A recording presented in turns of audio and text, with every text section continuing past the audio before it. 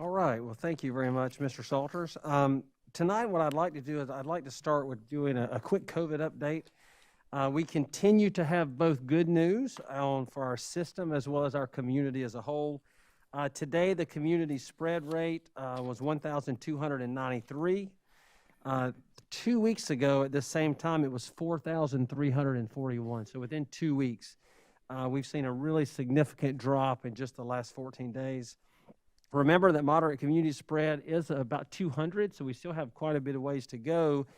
But if we kind of look at our crystal ball and we assume the same drop rate that we saw like today over the next couple of weeks, we're cautiously optimistic that we'll be back in moderate spread very soon. So this is really good news for us.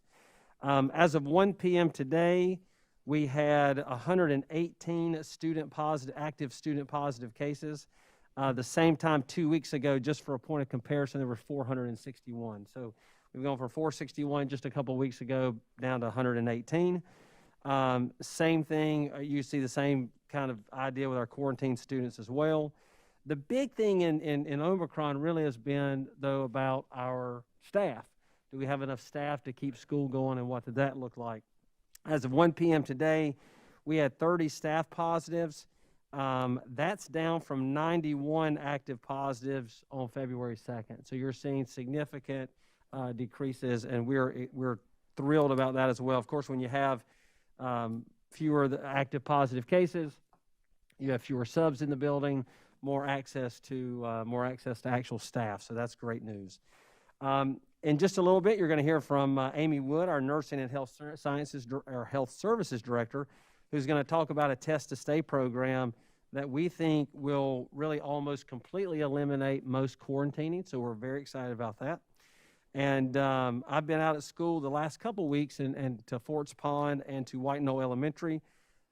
Love seeing the hard work and their efforts at both schools.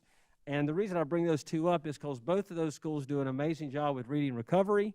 And we're going to hear about reading recovery in just a moment and its impact on our school district and on those, maybe not those specific schools, maybe need a little reading recovery. But they are going to do kind of talk about its impact on the school district as a whole. I'm also excited to let you know that we've updated our webpage that highlights the district's ESSER plans. It can be found on our COVID update page under the Safe Return to School. You can click from that page, and it just provides more specific content about the plan.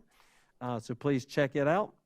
And then just a bit of a preview about what's coming up. In March, we have a number of things coming up. We are going to provide an update on ESSER funds, as well as our strategic plan update. And then Dr. Clamp and Mr. Cooper have been working very diligently on our dress code feedback. So we're going to show you some examples of dress code recommendations and revisions from a number of focus groups and whatnot. And then, as you also know, we have a new evaluation process in place this year, and one of the advantages of that new process is I'm able to work on it kind of throughout the year. And so we've been putting in a lot of work on that and been populating the instrument with artifacts based on the standards that we approved. And I think you'll find that it represents really a living document of the work that's being done. And we can certainly talk about that more in the future as well. But that is working and being populated, maybe not as we speak, but certainly within the last few weeks, we continue to populate that.